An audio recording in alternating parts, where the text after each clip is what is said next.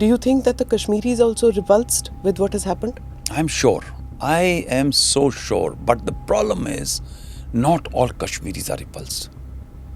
There is a segment, and time and again I keep on saying, 99.99 जो कश्मीरी मुसलमान है वो अपने आप को शक्ल में शीशे में देख नहीं सकता होगा, औरत बच्चा बुजुर्ग, but that 0.01 translates to a significant number. Unfortunately, that 0.1% belongs to an elite class which has been supported by the Indian state. हमने पिछले एटलीस्ट 70-80 साल में person who spit on the Indian state has been more encouraged by giving more power, more funds and more तो वो खत्म हो गया ना sir. You look at those people who are, I used to call them as white-collar terrorists.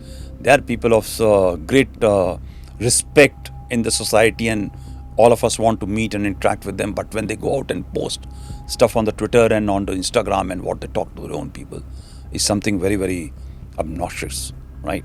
They are the ones who are smiling today. They may say something else on the Twitter. Which politician has today come out and said Pak-based terrorists have done it? Tell me. Which leadership? I've been monitoring the Twitter. I'm waiting for the young lady and the elder lady and everybody else to come out and say कि मुझे घृणा आती है कि ऐसी चीज़ हमारे देश के अंदर हुई है और ये पाक बेस्ड टेररिस्ट ने करी है. आज तो समय थोड़ा बदल गया है, उन्होंने टेररिस्ट यूज़ करना शुरू किया है. This year they have started using the word terrorist, by the way. Have you noticed the trend change? Only this year. इससे पहले कि उठाइए आप. Gunmen. हाँ, gunmen.